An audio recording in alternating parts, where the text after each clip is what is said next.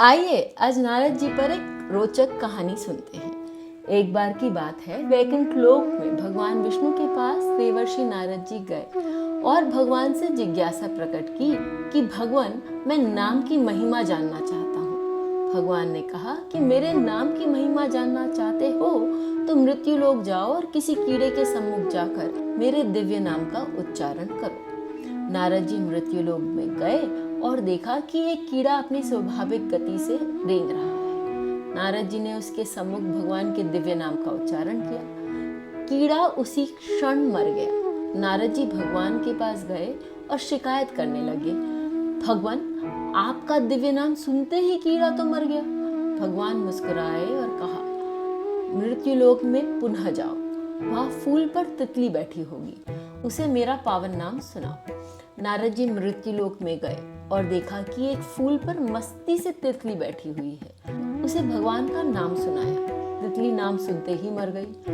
नारद जी फिर भगवान के पास गए और कहा, भगवान, आपके नाम को सुनते ही तितली तो मर गई। भगवान ने कहा कि कोई बात नहीं, इस बार किसी हिरनी के शावक को मेरा नाम सुनाओ। नारद जी मृत्यु लोक में गए और देखा कि एक नर हरिण और मादा हिरण के पास छोटा सा शावक खेल रहा है।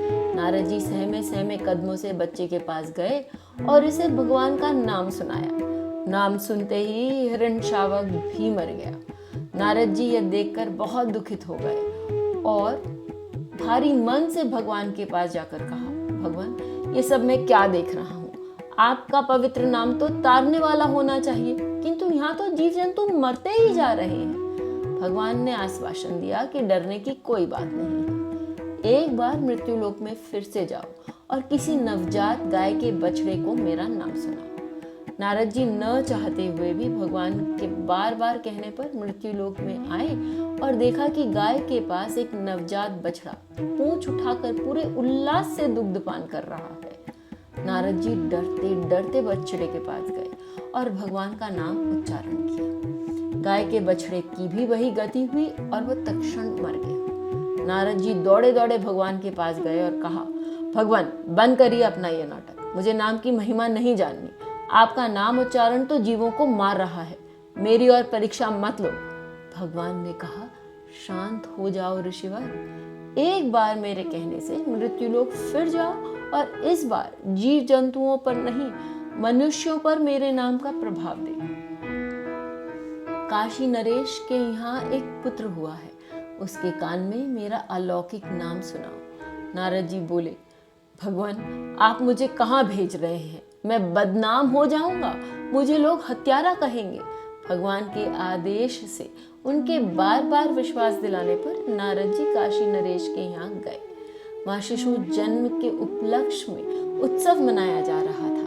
राजा को जब पता लगा कि वैकुंठ लोक से देवर्षि आए हैं तो उन्होंने उनका खूब स्वागत सत्कार किया और कहा कि आप नवजात शिशु को आशीर्वाद दीजिए। नारद जी के तो पैर आगे बढ़ ही नहीं रहे थे। भय से व्याकुल वे शिशु के समीप गए और उसके कान में भगवान नाम का दिव्य उच्चारण किया। नारद जी ने जैसे ही नाम सुनाया, शिशु ने बोलकर नारद जी को प्रणाम किया। नारद जी अत्यंत आश्चर्यचकित एवं गदगद होकर बोले, बालक, तुम कौन सी शक्ति से बोल रहे हो? बालक ने कहा, हे महर्षि, क्या आपने प्रभु के दिव्य नाम की महिमा एवं शक्ति को नहीं पहचाना? मैं ही वह कीड़ा, तितली, हिरण शावक, गाय का बछड़ा हूँ। प्रभु नाम से मैं सहज ही प्राण त्यागता रहा तथा आज मनुष्य जन्म में आया हूँ। नारद जी के सब संशय दूर हो गए। उन्हें नाम की अलौकिक शक्ति का ज्ञान हो गया। ऐसे भी कहा गया है, कलयुग केवल नाम आधारा। नारद जी जैसा आप भी सीखिए कि अपना यह काल और अंत काल यदि ठीक रखना है तो जितना नाम जप कर सके जरूर करिए।